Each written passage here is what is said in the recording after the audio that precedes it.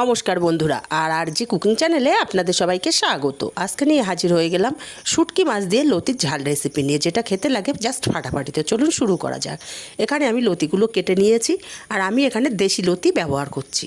এগুলো চাষের লতি না, দেশি লতি, যেগুলো আমরা কচু শাক খাই সেই লতি। আর একটা পাত্রের মধ্যে দিয়ে দিচ্ছি বেশ কিছুটা শুটকি মাছ। এবার এখানে দিয়ে দেবো ফুটন্ত গরম জল। গরম জলের মধ্যে 10 মিনিট শুটকি মাছটাকে ভিজিয়ে রেখে তারপর খুব ভালো করে ঠান্ডা জলে ধুয়ে নেব। এবার একটা কড়াই উনুনে বসিয়ে দিয়ে বেশ কিছুটা জল দিয়ে দিলাম, আর দিয়ে দেবো এখানে কিছুটা তেঁতুলটাকে আমি খুব ভালো করে গুলে দেব। এতে করে কচুর লতিগুলো গলা চুলকোনোর সম্ভাবনা একদমই থাকবে না। হাফ চামচ লবণ দিয়ে দিলাম।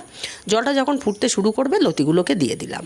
লতিগুলোকে নাড়াচাড়া করে আমি ভাপিয়ে নেব 2 মিনিট। সেদ্ধ করব না, জাস্ট ভাপিয়ে নেব। 2 মিনিট আমি ভাপিয়ে নিয়েছি। এখন লতিগুলোকে নামিয়ে জল ঝরিয়ে নেব। আবারও কড়াই বসিয়ে দিয়ে দেবো এখানে তেলটা গরম হয়ে গেলে এখানে দিয়ে দেবো পেঁয়াজ মোটা টুকরো করে কাটা, আর দিলাম কয়েক কোয়া রসুন, ঝালের জন্য কাঁচা লঙ্কা, 2টো টমেটো।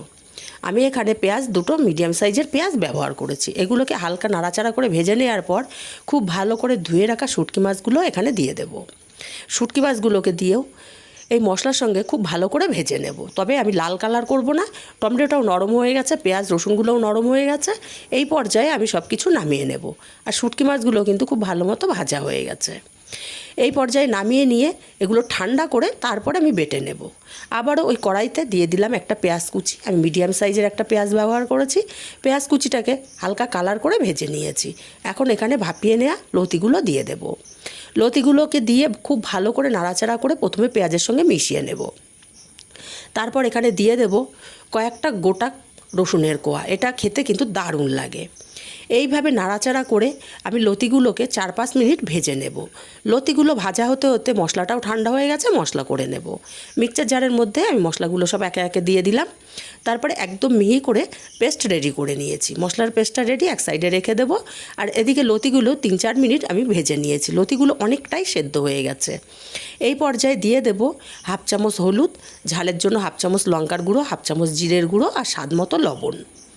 মশলার সঙ্গে লতিগুলোকে মিনিট 2 সময় নিয়ে খুব ভালো করে কষিয়ে নেব।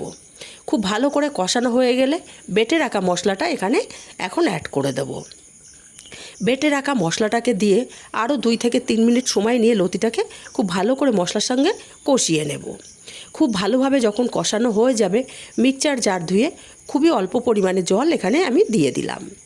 জলটাকে দিয়ে খুব ভালো করে নাড়াচাড়া করে মিশিয়ে দেব। খুব ভালো করে মিশিয়ে দেওয়ার পরে আরও 2 থেকে 3 মিনিট রান্না করে নিয়েছি। কতটা লোভনীয় লাগছে দেখতে, দেখুন। আর সাইড থেকেও তেলটা ছেড়ে দিয়েছে।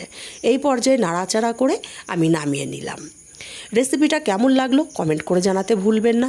ভালো লাগলে কাছের আত্মীয় স্বজন বন্ধুবান্ধবের কাছে শেয়ার করতে ভুলবেন না, আর একটা লাইক দিতে ভুলবেন না। আর আপনারা কে কীভাবে এইভাবে লতি রান্না করে খান সেটা কিন্তু কমেন্ট করে জানাতে ভুলবেন না।